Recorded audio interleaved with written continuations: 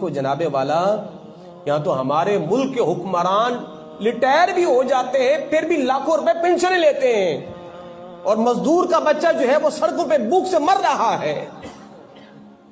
تمہیں یہی نظام چاہیے تو پھر تمہیں مبارک ہو صاحبو۔ جس نظام کی ہم بات کرتے ہیں وہ یہ نظام ہے۔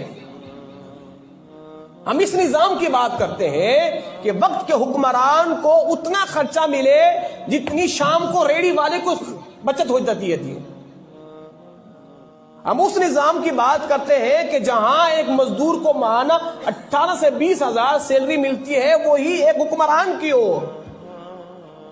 ہم اس نظام کی بات کرتے ہیں، مگر آپ کو تو وہی بوسیدہ نظام چاہیے کہ جہاں وہ ریٹائر ہو جائے پھر اس کی بیوی کو کروڑوں روپے ملے، اس کی بیوی مر جائے پھر اس کے بچوں کو ملے۔ ہم نے تو اس کی 14 نسلوں کا ذمہ اپنے ذمہ لے لیا ہے۔ غریب کو پیس پیس کے حکمرانوں کی عیاشیں ختم ہی نہیں ہوتی،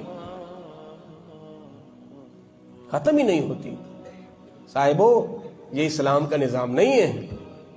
اسلام کا نظام یہ ہے کہ جناب حضرت سلمان فارسی رضی اللہ تعالیٰ عنہ وقت کے گورنر ہو کے بھی بازار کے اندر مزدوری کیا کرتے تھے، اپنے کندھوں پہ سامان اٹھایا کرتے تھے۔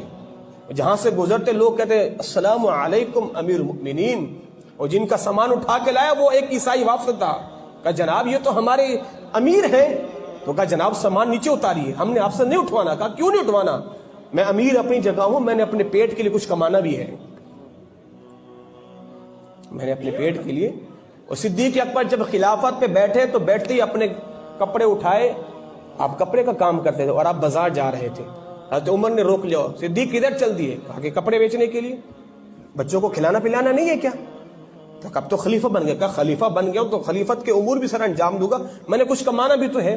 فرمایا کہ آپ کمانے نہیں جاؤ، ہم بیت المال سے آپ کے لیے ایک متوسط آدمی کا جو خرچہ ہوتا ہے گھر کا وہ مقرر کر دیتے ہیں، وہ آپ کو مل جایا کرے گا اور آپ جو خلافت کے امور بخوبی سر انجام دیں۔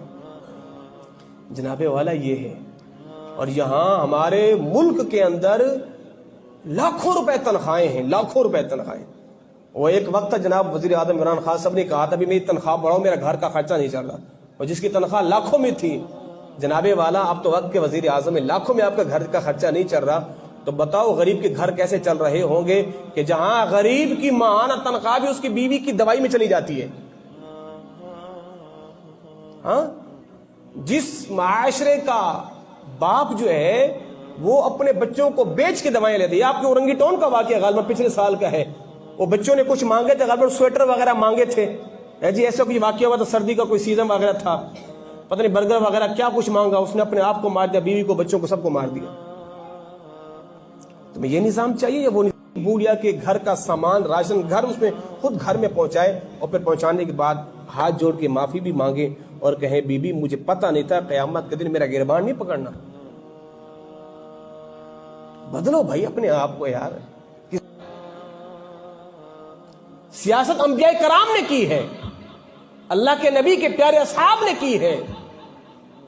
وہ وقت کا خطیب ہی کیا ہے کہ غریب کا بچہ پس رہا ہے اور وہ کہے نہیں میں نے تو ہو کرنا ہے، میں نے نمازیں پڑھانی ہے، جناب والا مجھے کیا فکر ہے لوگوں سے۔ بنی اسرائیل کا ایک قبیلہ تھا، رب نے اسے برباد کرنا چاہا کہ جبریل جائے اس پوری قوم کو برباد کر دے۔ مالک اس میں تیرا ایک بندہ ہے، اس نے تیری بڑی عبادتیں کی ہیں، آنکھ جھپکنے کے برابر بھی تیری نافرمانی نہیں کی، مالک اس کو بھی کہا پہلے اسی کو مار، پہلے اس کم بخت کمینے کو مار، پھر پوری قوم کو مار۔ کہ اس لیے کہ پورا معاشرہ لٹتا رہا اور اس کو پورے معاشرے کی پرواہ نہیں ہوئی۔ ایمان کے 3 درجے ہیں، برائی کو دیکھو ہاتھ سے روکو، نہیں روک سکتے زبان سے روکو، نہیں روک سکتے دل میں برا جانو۔ ہم تو دل میں بھی برا نہیں جانتے، اتنے مردہ ہو چکے ہیں۔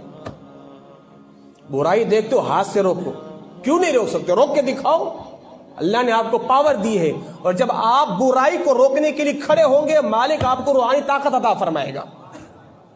یہ کر کے تو دیکھو، برائی ہو رہی ہے اللہ کی رضا کے لیے، اپنی بڑھوتری کے لیے نہیں، اللہ کی رضا۔ جناب والا یہ برا کام ہے، اللہ اس کے رسول کو ناراض کرنے والا، اس کو چھوڑو، ختم کرو اس کو۔ کہاں ہے جناب؟